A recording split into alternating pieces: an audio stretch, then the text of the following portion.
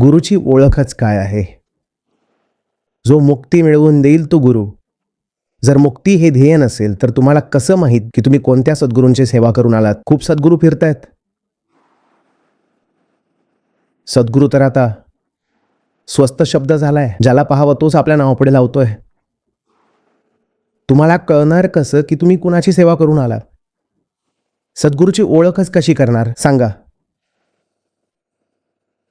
हेतू तुमचा चांगला आहे की सद्गुरूंची सेवा करा, मुक्ती आपोआप मिळून जाईल. ऐकायला गोष्ट चांगली वाटते, पण यात एक पेच आहे. इतके फिरतायत सद्गुरू, तुम्हाला कळणार कसं की ते खरोखर सद्गुरू आहेत की असंच कोणीतरी आपलं खोटं दुकान मांडून बसलंय? हे तर तेव्हाच कळेल ना जेव्हा पाहाल की आयुष्यातील बंधनं तुटत आहेत, मुक्तीची फुलं उमलत आहेत. तर ध्येय तर मुक्तीलाच बनवावं लागेल.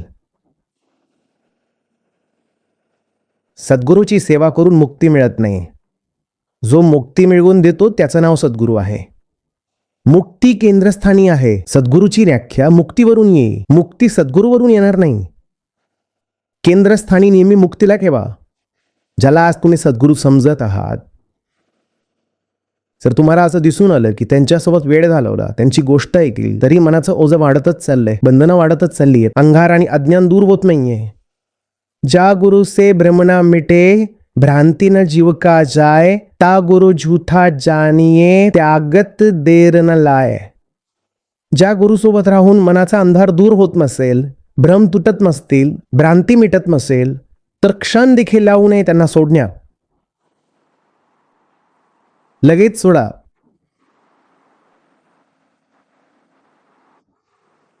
स्वतःही बुडेल, तुम्हालाही बोलवेन.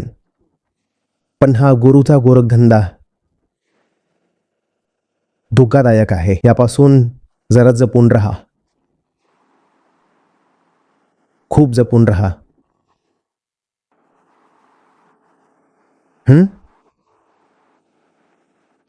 व्यक्तीबद्दल निष्ठा ठेवू नका. व्यक्ती गुरु नसतो.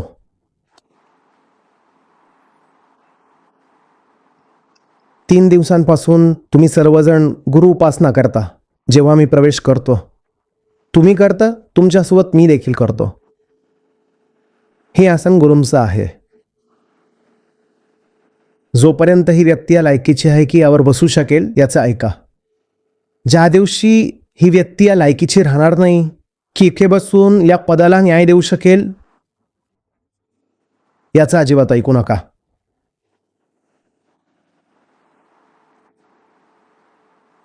गुरु संदेशवाहक आहे. जोपर्यंत तो कोणत्याही विकृतीशिवाय, घोटाळ्याशिवाय, बेसळीशिवाय, मिश्रणाशिवाय संदेश ऐकवतोय, तोपर्यंत त्याची गोष्ट ऐकण्यासारखी आहे. ज्या दिवशी त्याने संदेशात मालाची भेसळ सुरू केली, त्या दिवशी त्याला लगेच सोडून द्या. व्यक्तींमध्ये काय ठेवू दे? सत्य आहे, ध्येय तर स्वातंत्र्य आहे. व्यक्तीची पूजा तुलीच करायची आहे. व्यक्ती तर येत जात राहतात. प्रत्येक व्यक्ती दुसऱ्या व्यक्तीसारखीच आहे. हाडामांसाचे पुत्र तुम्ही पण आहात, हाडामांसाचा पुत्र दुसरी व्यक्ती पण आहे. हाडामांसाचा पुत्र तो पण आहे ज्याला तुम्ही गुरु म्हणता. हाडामांसाची पूजा थोडीच करायची आहे. हाडामांसाची पूजा करायची आहे तर मग स्वतःचीच करून घ्या. तुमच्याकडे पण हाडमांस आहे. त्या सत्याची पूजा करायची आहे जे त्या हाडामांसातून प्रकट होता.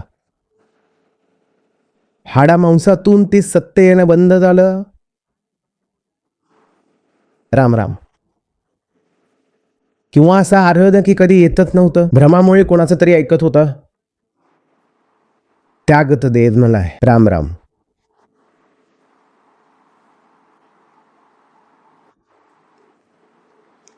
गुरु हे सर्वात मोठं साधन देखील असू शकतं आणि गुरुपेक्षा मोठा इंद्रा देखील दुसरा कोणताही नाही. अडकलात तर अडकलात. आयुष्यभर मग गुरु सद्गुरूंची आराधना चालली आहे, ती गुलामविधी झाली. गुरु मुक्तीचा वाहक देखील असू शकतो आणि गुरु स्वतः खूप मोठी गुलामगिरी देखील बनू शकतो तुमच्यासाठी.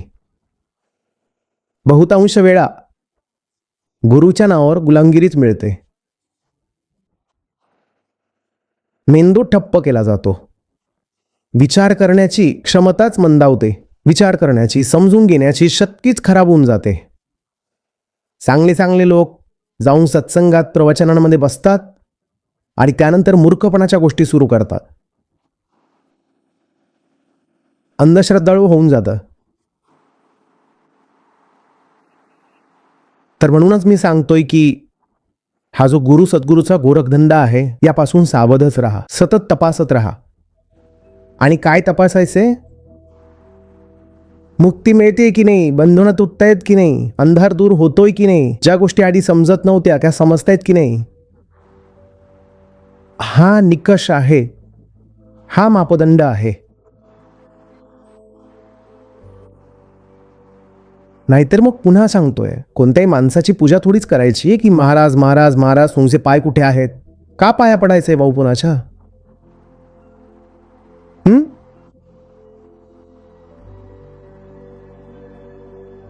तुम्ही तुमचं भलं पहा. गुरु तो जो तुमच्या भल्यासाठी सहाय्यक ठरू शके. जोपर्यंत भल्यासाठी सहाय्यक आहे तोपर्यंत चांगली गोष्ट. नाहीतर तुम्ही तुमच्या वाटेने, आम्ही आमच्या वाटेने, असं.